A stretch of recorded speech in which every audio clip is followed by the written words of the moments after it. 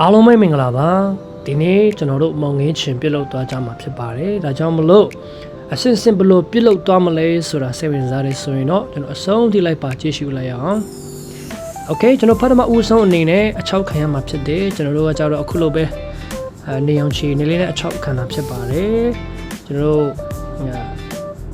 တတ်မှတ်တဲ့ရက်ပေါ့နော်ကိုပါတာကို2ရက်အချောက်ခံမလား3ရက်ဆိုစင်ပြီမလားဒီလိုတတ်မှတ်ပြီးတော့မှ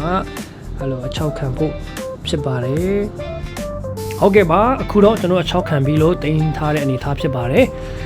အခုဒီလိုလေးရပြီဆိုဒီနောက်ပိုင်းမှာကျွန်တော်တို့စားနဲ့အတူပေါ့နော်အခုလိုပဲရေဆေးပြီးတော့မှ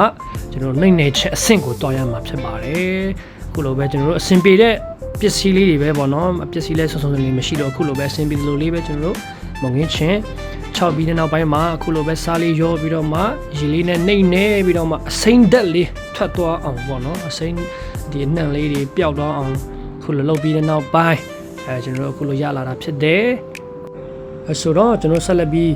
ဒီဂျူမီလေးတွေလေးထည့်ပါမယ်ပေါ့နော်ကျွန်တော်ဂျူမီလေးလေးထည့်မယ်ဒါကတော့ခုနကျွန်တော်တို့နှိမ့်နေပြီးနောက်ပိုင်းရှိထားတဲ့မုံငင်းလေးပေါ့နော်အပေါ်မှာကျွန်တော်ဂျူမီလေးတွေရောမယ်စားလေးတွေထည့်မယ်ပြီးတော့ကျွန်တော်တို့စံပြုတ်ရည်လေးလည်းထည့်မယ်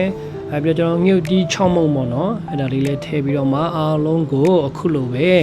ဖြစ်ဖြစ်ချင်းလေးနဲ့ကျွန်တော်တို့တမမြတ်တသွားအောင်ပေါ့နော်အကုန်လုံးမြတ်တလေး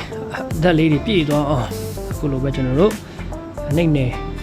နေဆက်ပေးရတာပေါ့နော်ဟုတ်ကဲ့ပါပြီးရင်ကျွန်တော်တို့တမထားတဲ့အိတ်ထဲမှာလိုအပ်တဲ့အချိုးစားလေးကိုထည့်ပြီးတော့မှတရေခွင်းလေးနဲ့ကျွန်တော်ခြေပြီးတော့မှတင်ထားရမှာဖြစ်တယ်ပေါ့နော်ကျွန်တော်ဒီလိုလောက်အလုံးထည့်ပြီးနောက်ပိုင်းမှာကျွန်တော်တို့ဒီ3-4ရက်လောက်ပေါ့နော်တင်ထားရမှာဖြစ်တယ်3-4ရက်လောက်တင်ထားပြီးတဲ့နောက်ပိုင်းမှာတော့ကျွန်တော်တို့အခုလိုပဲပေါ့နော်အချင်တက်လေးတွေရပြီးတော့မှတကယ်ပဲစားလို့ကောင်းတဲ့မောင်ငင်းချင်စစ်လေးကိုရရှိပါပြီကျွန်တော်တို့ဝတ်သားနဲ့ပဲကြော်စားမလားဒီတိုင်းလေးပဲစားမလားပေါ့နော်တကယ်ပဲအရန်ကိုမှစားလို့ကောင်းတဲ့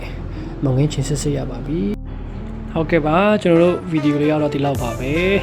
ဆုံးထိလိုက်ပါကြည့်ရှုသွားကြတဲ့အားလုံးကိုအထူးပဲကျေးဇူးတင်ပါတယ်နောက်ဗီဒီယိုမှာပြန်လည်ဆုံတွေ့ကြပါမယ်ခင်ဗျာ